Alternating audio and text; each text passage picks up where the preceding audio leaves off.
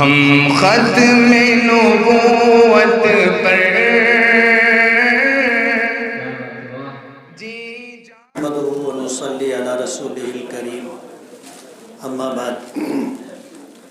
آج کی اس استقبالیہ تقریب کے صدر محترم حاجی اقبال احمد صاحب، شہر کی بزرگ شخصیت عالم دین حضرت مولانا محمد ادریس عقیل ملی دامت برکاتہم، صاحب اعزاز حضرت مولانا سعید احمد ملی دامت برکاتہم، دیگر علماء کرام اور حاضرین مجلس،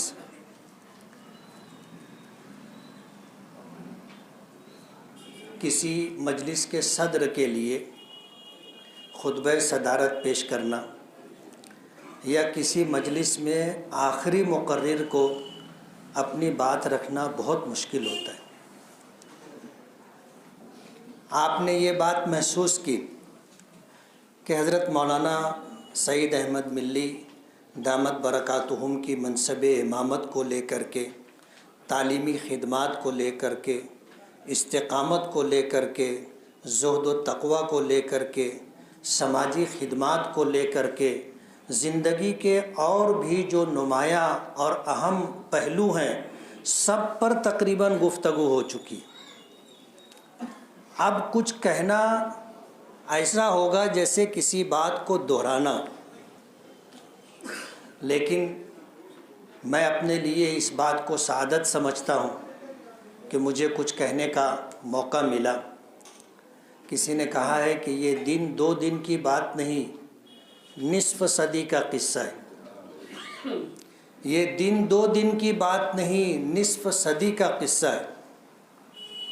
امامت کرنا اور وہ بھی پابندی کے ساتھ امامت کرنا بہت مشکل کام ہے۔ میں خود بھی ایک مسجد کا امام ہوں۔ مجھ سے ایک ساتھی کہنے لگا کہ نماز تو آپ پڑھتے ہی ہیں، وہی نماز آپ مصلی پر کھڑے ہو کر کے پڑھ لیں جس کو امامت کہتے ہیں، تو آپ اس کی تنخواہ کیوں لیتے؟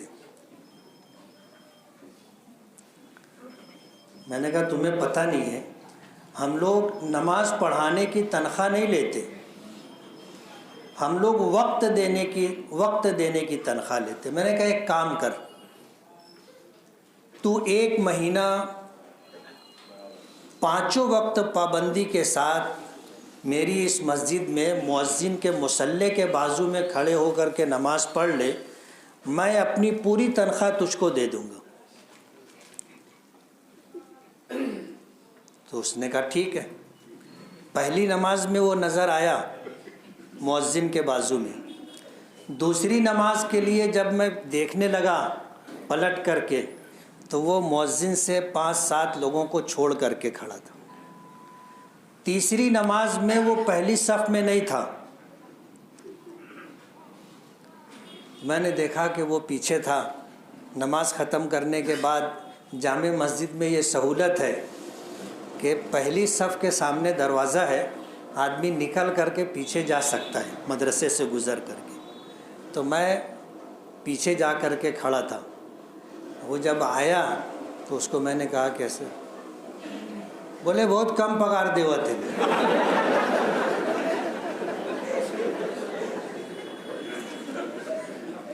3 نماز میں ہی اس کو دال آٹے کا بھاؤ سمجھ میں آ گیا تھا۔ کہنے لگا میں گولڈن نگر میں تھا اور پھر اذان کی آواز سن کر کے وہاں سے گرتا پڑتا آیا تو بھی پہلی صف میں جگہ نہیں ملی۔ 50 سال تک امامت کرنا معمولی کام نہیں ہے۔ مولانا مفتی حامد ظفر رحمانی ملی دامت برکاتہم نے جو بات کہی کہ یہ مصلی اور محراب مقام نبوت ہے۔ مقام نبوت کا مطلب یہ ہے کہ نبی اپنی زندگی میں خود اس جگہ کھڑا ہوگا، ان کی موجودگی میں کسی کو اس جگہ کھڑے ہونے کی اجازت نہیں ہے۔ نبی کریم صلی اللہ علیہ وسلم اس پوری امت کے نبی و رسول رہے، تو سب کے امام بھی رہے مسجد نبوی میں، اور جب آپ مرض الوفات میں تھے تو آپ کے حکم پر حضرت ابو بکر صدیق رضی اللہ تعالی عنہ مصلی پر کھڑے ہو کر کے آپ نے امامت فرمائی۔ بخاری شریف کا واقعہ ہے، نبی کریم صلی اللہ علیہ وسلم کی طبیعت میں قدر افاقہ ہوا تو آپ حضرت عباس اور حضرت علی رضی اللہ تعالی عنہما ان دونوں کے کاندھے پر ہاتھ رکھ کر کے مسجد میں تشریف لائے۔ نماز ہو رہی تھی اور جب آپ تشریف لائے تو طبیعت آپ کی ایسی تھی کہ دونوں پیر زمین پر تھے اور گھسٹ رہے تھے۔ مسجد نبوی میں فرش نہیں تھا، ریت تھی، آپ کے قدموں کے نشانات ایسے پڑے ہوئے تھے لکیر کی شکل میں۔ حضرت ابو بکر صدیق رضی اللہ تعالی عنہ نے جب حضور کی آمد محسوس کی تو آپ مصلی سے ہٹ گئے، اور حضور نے مصلی پر بیٹھ کر کے امامت کی، اور تکبیر یعنی مکبر کا فریضہ حضرت ابو بکر صدیق انجام دے رہے تھے۔ تو یہ مقام نبوت ہے، نبی کھڑا ہوگا اس جگہ پر۔ یہی وجہ ہے کہ ایک تاریخ رہی ہے ہماری۔ حضور پاک صلی اللہ علیہ وسلم نے حضرت ابو بکر صدیق کو حکم دیا تھا، آپ کو امامت سپرد کی، تو صحابہ کرام نے بالاتفاق آپ کو خلافت سپرد کی۔ صحابہ کرام کا بہت تاریخ ساز جملہ ہے کہ جس شخص کو ہم نے اپنا دین سپرد کر دیا، سونپ دیا، تو دنیا کی کیا حیثیت اور اوقات ہے کہ ہم اسے نہ دیں۔ جو ہمارا مسجد کا امام ہوگا وہ مسجد کے باہر بھی ہمارا امیر ہوگا۔ صحابہ کرام کی سوچ تھی کہ جس کو ہم نے اپنا دین سپرد کر دیا، آج اس کے پیچھے ہم کھڑے ہو کر کے کہتے ہیں پیچھے اس امام کے۔ حضور نے فرمایا الامام ضامن، کہ امام پوری مسجد کے مقتدی اور مصلیوں کی امامت کا ذمہ دار ہوتا ہے۔ اگر امام کی نماز صحیح نہیں ہے تو کسی کی نماز صحیح نہیں ہوگی، اور کل قیامت کے دن امام کو جواب دینا پڑے گا سب لوگوں کی نماز کے ضائع ہونے کا۔ یہ کوئی معمولی بات نہیں ہے، اور اس امامت کی خدمت پر اللہ کیا دیتا ہے اس کا اندازہ نہیں۔ حضور پاک صلی اللہ علیہ وسلم نے فرمایا کہ امام امامت کرتا ہے، اس کی اقتداء میں جتنے لوگ نماز پڑھتے ہیں ان تمام کو جتنا ثواب ملتا ہے وہ سارا ثواب اکیلے امام کو اللہ پاک عطا کرتے۔ امام کو اپنی نماز کا ثواب ملا، پوری مسجد کے جو سینکڑوں مصلی، ہزاروں مصلی ہوتے ہیں، ان تمام کو جو اجر و ثواب ملا وہ ثواب اللہ پاک امام کو بھی عطا کرتے۔ ایک نماز آپ تنہا پڑھتے ہیں، ایک نماز کا ثواب جماعت سے پڑھتے ہیں 27 گنا اجر ثواب آپ کو ملتا ہے، اور پھر وہ تمام مصلیوں کی نماز کا مجموعی ثواب اللہ پاک تنہا امام کو دیتے۔ امامت کرنا چاہیے۔ ظاہر بات ہے کہ امامت کرنے کی وجہ سے آدمی اپنی ذاتی زندگی کو گناہوں سے بچانے کی، غیر اخلاقی حرکتوں سے بچانے کی بہت کوشش کرتا ہے۔ وجہ اس کی یہ ہے کہ امام کو اس کے مصلی، مسجد کے مقتدی ایسے دیکھتے ہیں جیسے کنواری لڑکی کے کردار کو دیکھا جاتا ہے۔ امام صاحب کا چلنا، امام صاحب کا بولنا، امام صاحب کا کسی سے ملنا، کسی جگہ جا کر کے بیٹھنا، لوگ نظر رکھتے ہیں، لوگ نظر رکھتے ہیں کہ امام کیا کر رہا ہے۔ اللہ مغفرت کرے، ہماری مسجد میں لالا حاجی تھے، لالا حاجی، سردار ٹاکیز کے سامنے ان کی ہوٹل تھی اور گھر تھا، جامع مسجد کے مصلی تھے۔ ہم لوگ جب مسجد میں آتے تھے تو وہ ایسے دیکھتے تھے، یعنی جہاں تک ہم چل کے جاتے تھے تو ان کی نظر ساتھ ساتھ میں چلتی تھی، اور بولنے میں کوئی روح رعایت نہیں کرتے تھے۔ ایک مرتبہ ایسا ہوا کہ مدرسے کی گھڑی اور مسجد کی گھڑی میں کچھ منٹوں کا فرق تھا، मदरसे की घड़ी चंद मिनट पीछे थी। मैं मदरसे की घड़ी की टाइम से मैं मस्जिद में आया तो वो दरवाज़े से लग के पहले ही आदमी बैठते, पहली जगह बैठते थे, एकदम दरवाज़े से लग करके। जैसे ही दरवाज़ा खोल के मैं अंदर आया तो कहने लगे आ गए पहलवान अखाड़े।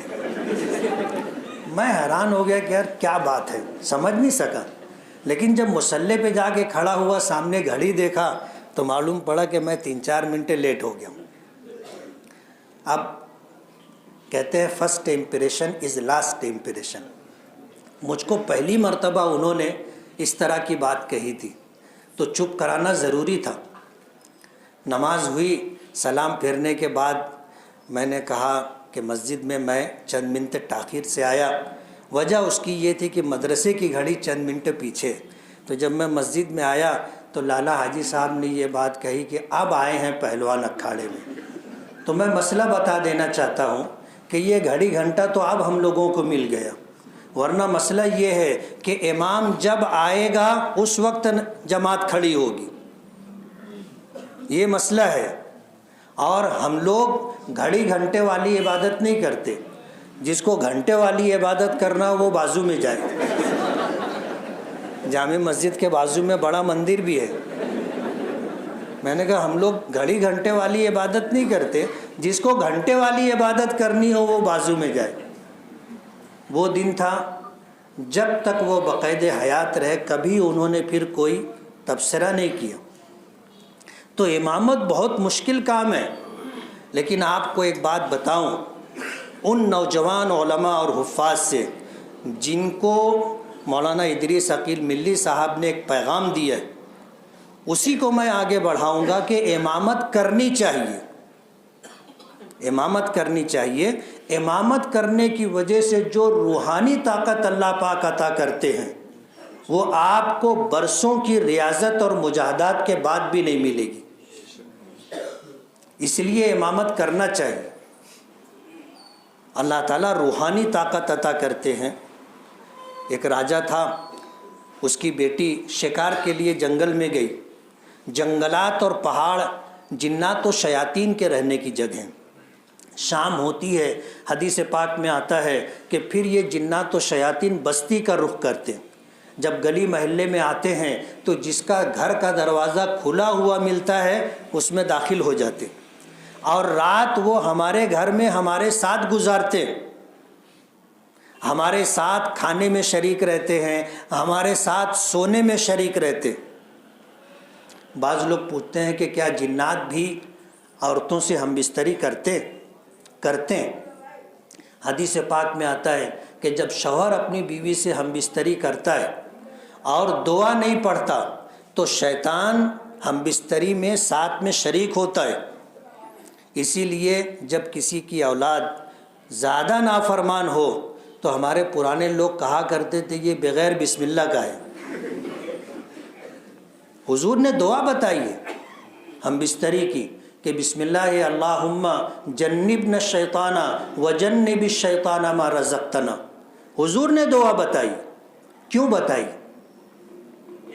लोग परेशान होते हैं कि ऊपर का असर हो गया। हुजूर ने फरमाया कि आदमी ये दुआ पढ़ करके हम बिस्तरी अगर करे और इस मुलाकात से अल्लाह ने अगर उसको औलाद की नेमत अता कर दी तो ये बच्चा ज़िंदगी भर जिन्नात व शयातीन के असरात से महफूज रहेगा। इससे बड़ा तावीज़ हो सकता है, लेकिन हम लोगों को मालूम नहीं। इमाम जो होता है उसको अल्लाह ऐसी रूहानी ताकत अता करता है कि उसका अंदाज़ा नहीं कर सकते। राजा की बेटी शिकार पर गई, जंगलात और पहाड़ जिन्नात और शयातीन के रहने की जगह हैं, उसको एक खबीस लग गया। आम ज़ुबान में जो बात, वो वापस आई तो आँखों में सुर्खी थी, आपे से बाहर थी, सारे कपड़े फाड़ करके उसने फेंक दिए। अब जाहिर बात है जवान लड़की हो और इस हालत में माँ बाप या जो भी उसके अज्जा व अक़रबा कैसे बर्दाश्त करेंगे। उसको एक कमरे में बंद कर दिया और हालात ऐसे थे कि कोई अगर कमरे में गया तो वो उसे उठा करके बाहर फेंक देती थी। راجہ پریشان ہو گیا، اس کے جو بھی ہمدرد تھے سبھی پریشان ہو گئے۔ کسی نے مشورہ دیا کہ مسجد کے امام صاحب کو بلا لو۔ مرتا کیا نہ کرتا، مسجد کے امام صاحب سے کہا گیا۔ امام صاحب آئے، کاندھے پہ رومال تھا، عمر دراز بوڑھے آدمی تھے۔ راجہ نے ان کو دیکھا اور دیکھنے کے بعد اندیشہ ظاہر کیا کہ اچھے اچھے توانا تندرست لوگ اندر گئے تو اس نے اٹھا کر کے باہر پھینک دیا، یہ بوڑھا آدمی کیا کر لے گا؟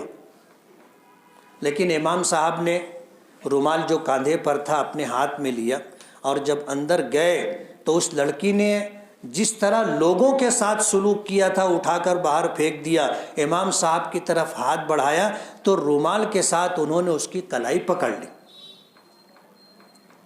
بس کلائی کا پکڑنا تھا، وہ خبیث بے بس ہو گیا۔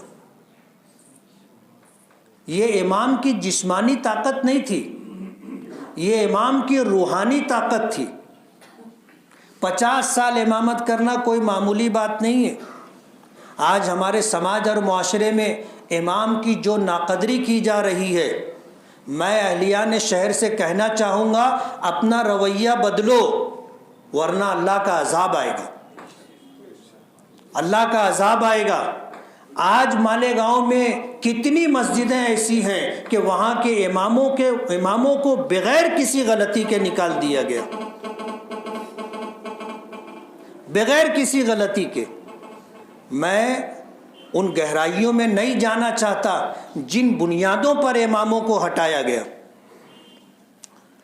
ہٹانے والے دین کے دعوے دار لوگ ہیں، ہٹانے والے دین کی جو ہے خدمت کرنے والے اپنے آپ کو ظاہر کرتے ہیں،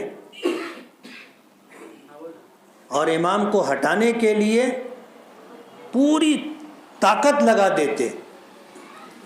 امام کو اپنا امیر ماننا، امام کو اپنا احسان مند ماننا، یا امام کو اپنی نمازوں کا ذمہ دار ماننا بہت دور کی بات ہو گئی۔ آج تو ایسا ہو گیا کہ جو کہیں کچھ نہیں بول سکتا، اپنے گھر میں بیوی بچوں کی لان تان سنتا رہتا ہے، وہ مسجد میں آ کر کے امام پر اعتراض کرتا ہے۔ یہ حالت ہو گئی ہے۔ لوگوں کو اپنا رویہ بدلنا چاہیے۔ جو پیغام مولانا ادریس صاحب نے دیا ہے کہ امام کی قدر کرو، اور اگر ناقدری کرو گے تو اللہ کا عذاب آئے گا۔ اللہ تعالیٰ اس کو کبھی برداشت نہیں کر سکتا کہ جو شخص آپ کی مسجد میں آپ کی نمازوں کا امام ہے، وہ جس جگہ کھڑا ہے وہ مقام نبوت ہے، نبی کے کھڑے ہونے کی جگہ ہے، اور تم اماموں کے ساتھ دشمنی کا رویہ رکھتے ہو، اس کے عیوب ڈھونڈتے رہتے ہو۔ اللہ پاک نے، اللہ کے رسول نے منع کیا، وَلَا تَجَسَّسُوا وَلَا تَحَسَّسُوا، کسی کی جاسوسی مت کرو، کسی کے ٹو میں مت رہو۔ مسجدوں میں گروپ بن جاتا ہے، ایک گروپ اگر امام کا ہمنوا ہے تو ایک گروپ امام کا مخالف ہوتا ہے، اور اس کی پوری توانائی اور کوشش ہوتی ہے کہ امام کی کوئی بات گرفت میں آ جائے، کوئی عیب مل جائے، کوئی کمزوری مل جائے، امام کی کوئی کوتاہی مل جائے کہ بس اس کا پیچھا اٹھا لیتے۔ مولانا ادریس صاحب نے یہی بات کہی کہ ہم لوگ امام کی ٹانگ کھینچتے، اس کے پیچھے پڑے رہتے۔ ایک مسجد کا مسئلہ چل رہا تھا، مسجد کے مصلی لوگ جو ہیں طرح طرح کی بات کر رہے تھے، جس میں امام کے خلاف بھی بات تھی، انتظامیہ ٹرسٹیوں کے خلاف بھی بات تھی۔ تو وہ سب لوگ میرے پاس آئے تو میں نے ان سے پوچھا کہ تم لوگ مسجد میں نماز پڑھتے ہو؟ بولے ہاں۔ تو میں نے کہا مسجد میں امام ہے؟ بولے ہے۔ مؤذن ہے۔ مسجد میں چٹائی ہے؟ انہوں نے کہا کہ ہے۔ پنکھا لائٹ کا انتظام ہے۔ مسجد کی صاف صفائی ہوتی ہے۔ مسجد میں استنجا خانہ، وضو خانہ، حمام وغیرہ ہے؟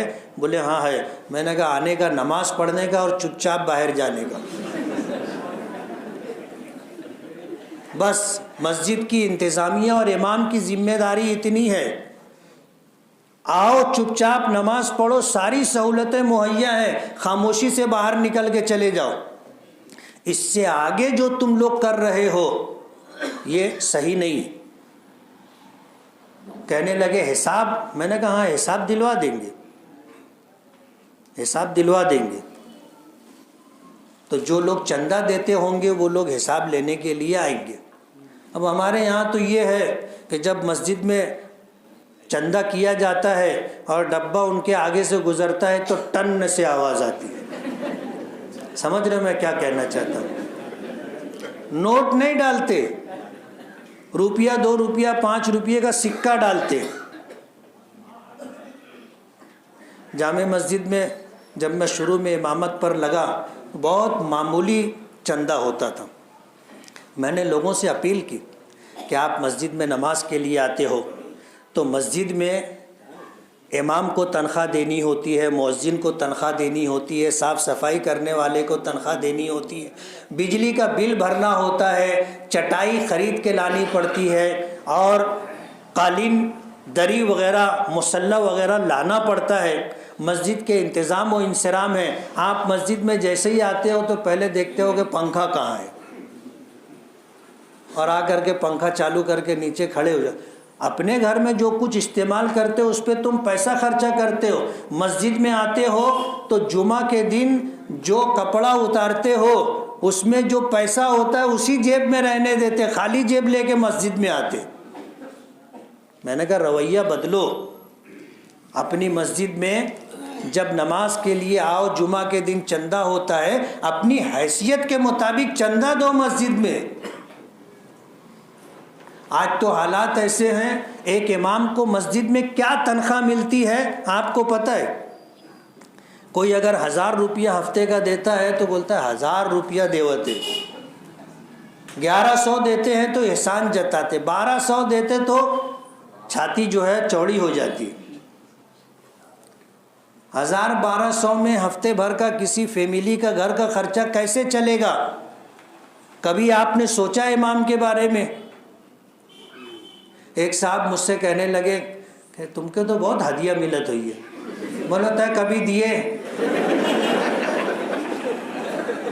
بولے ایک زمانے سے تو میرے ساتھ میں رہتا ہے، آج تک کبھی تو نے ہدیہ نہیں دیا، اور تجھ کو میرے متعلق یہ بدگمانی کہ تم کے بہت ہدیہ ملت ہوئی ہے۔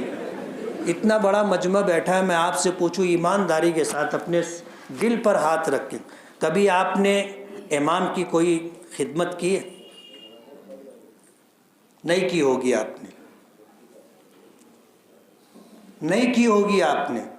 اور کیوں میں یہ بات کہہ رہا ہوں کہ میں خود بھی مسجد کا امام ہوں۔ جتنے لوگ مصافحہ کرتے سب کا ہاتھ خالی رہتا ہے، سب کا ہاتھ خالی رہتا ہے، کوئی کبھی مصافحہ کر کے خاموشی سے امام کی خدمت نہیں کرتا، لیکن امام کے تعلق سے بدگمان سب رہتے۔ وہ اگر اچھا کپڑا پہنے، میں سنا ہوں یہ جملہ تو بول رہا ہوں، سفید کپڑا اچھا کپڑا پہن کر کے بولے جب دیکھو جب دلہے بنے رہتے ہیں، یعنی سفید اچھا کپڑا اگر امام پہن لیا تو بھی لوگوں کی نظر میں کھٹکتا ہے۔ میں موٹر سائیکل لے لیا تو کچھ لوگ کہنے لگے، گاڑی سے آئے تو وہ اشارہ کر رہے تھے گاڑی کے لیے، تو میں دیکھ لیا، تو میں گیا ان کے پاس، بولا کوئی بات ہے کیا؟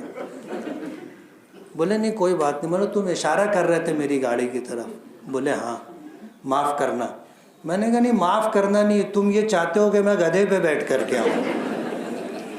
امام کو دیکھ کر اچھی حالت میں خوش ہونا چاہیے، تو اس کی اچھی حالت بھی مصلیوں سے مقتدیوں سے دیکھی نہیں جاتی۔ ایسا ایک گروپ ہر مسجد میں ہوتا ہے۔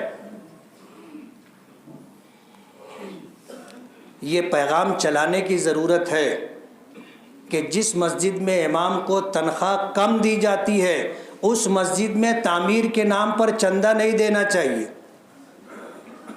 میری بات سے ابھی آپ کو اختلاف ہوگا، یہ در و دیوار پر جو آپ نے ٹائل لگائے ہیں اس کی ضرورت نہیں تھی، یہ علامات قیامت میں سے ہے۔